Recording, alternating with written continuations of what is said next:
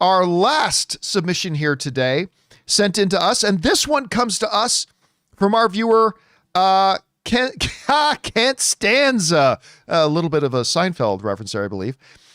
Avengers Doomsday, Rob, will bring about a Marvel renaissance. The hot take here is Avengers Doomsday will bring about a Marvel renaissance.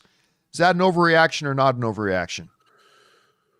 I don't think it is an overall reaction, because I think that it's like, here's the thing.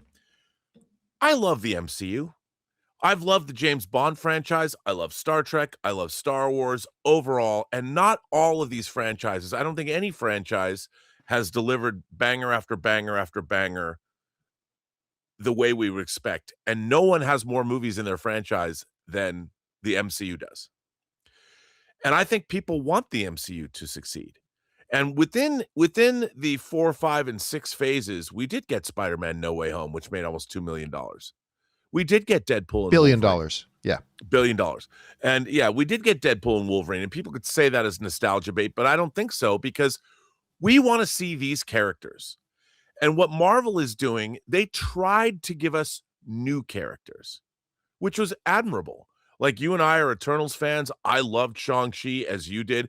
I even liked Black Widow. I just think it came too late. If it had come early on in phase 1, it might have been more highly regarded, but I thought, it also had problems.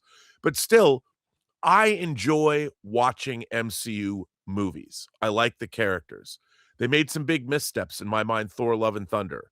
But watching Thunderbolts and Fantastic Four, they might not have reached the heights of Winter Soldier or Infinity War and Endgame, but they were very enjoyable. And I like those characters.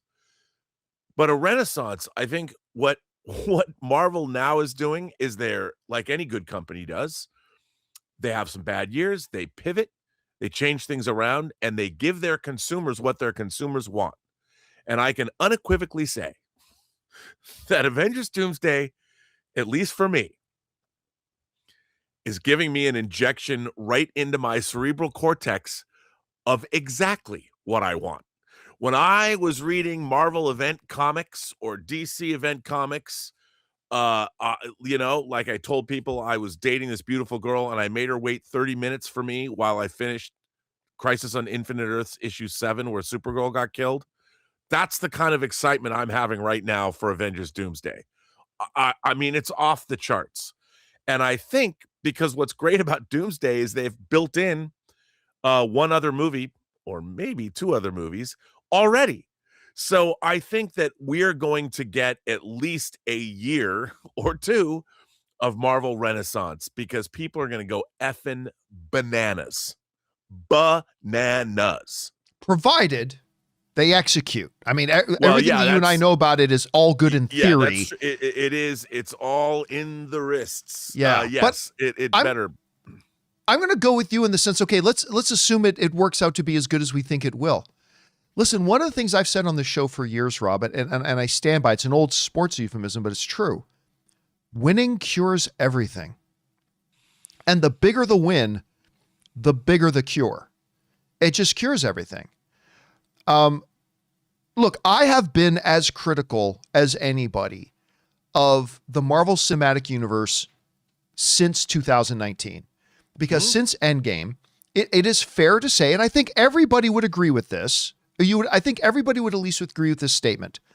The MCU has been kind of hit and miss, and it's never been hit and miss before. Right. Through its first 3, all the way from Iron Man to Endgame, it was never hit and miss. It was maybe the odd drop, the odd one, but it was consistency. It was excellence after excellence after excellence. It hasn't been that way since Endgame. They've had some things that are excellent and some things that have been terrible. And we're just not used to an MCU being hit and miss, and that's exactly what it's been. But you come out, it's not just about the win cures everything. It's about the size of the win will equate to the size of the cure. We're talking about an Avengers movie. We're not, Shang-Chi was great, but Rob, it was Shang-Chi. It ain't the Avengers, right? No. And so you come out with an Avengers film. on this level. And by the way, one of my criticisms of the MCU has been while they've needed to bring in new characters, they overdid it with new characters to the point that it kind of made the MCU feel unfamiliar. Now we're going into an Avengers movie and it's going to feel like home again because we've got Steve Rogers, because we have Thor, because we have a lot of, it's just going to feel like the MCU again, just on that. And then if it executes the way we suspect it's going to execute, and if it's as good as we suspect it will be, and if it crushes it with the audience the way we think it's going to crush it with the audience, I'm not going to say everything is 100% solved, but the whole perception, Rob, of what the MCU is and where it is going to be fundamentally, completely different from where it is right now. Right now, it's the MCU, yeah, I look forward to it, but who knows if the movie's going to be any good. If this movie delivers on the level that we think it can, the whole perception changes. It'll be the MCU's back. That's what it'll be for everybody, I think. So I don't think what they're saying is an overreaction at all. You know, one of the things I think that Marvel really did that was wrong, the thing that the MCU started out doing is it made you believe that Iron Man, Thor, and Captain America could exist in the same universe. It elevated, it took comic book characters and put them together in quote unquote, well, not the real world, but a universe that you could believe in. And the entirety of the MCU, they added the more fantastical as they went along, but they still made you believe in the MCU as a universe. They earned Guardians of the Galaxy. The problem with phases 4, 5, and 6 is they got rid of that credibility. They gave us big swings with Eternals, but that was more like a comic book. Thor, Love and Thunder was like what the average perception of the normal viewer thinks a comic book movie should do. Yeah. All of the credibility. I mean, they gave us Gore the God Butcher could have been an incredible character if we'd met him in phases 2 or 3. But by putting that character in Love and Thunder, there's nothing you believe. Everything in Love and Thunder is so goofy that they turned it into the kind of comic book movie you would have seen in the 90s.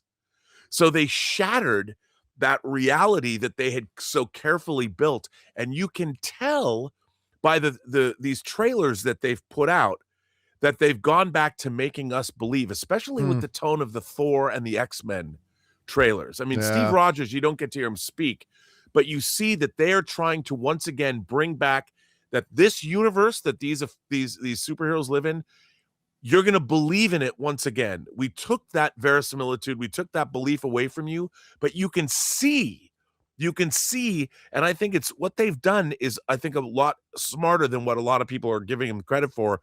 They're telling us that universe that we made you believe in is back. And even Deadpool and Wolverine, which I wasn't the biggest fan of, was goofy because it could be. It didn't have to exist in the universe. But now with Steve Rogers and with Thor and with the X-Men and now if that Wakanda trailer is real, they're bringing the tone back that made the MCU successful. And I think it's going to work. Hey guys, thanks so much for watching this video. Make sure you like the video, leave a comment, and subscribe to our channel. And don't forget, we have a daily podcast called the John Campea Show podcast, available on Apple Podcasts, Spotify, or your favorite podcasting app of choice. Go and subscribe to it today so it'll be there when you need it.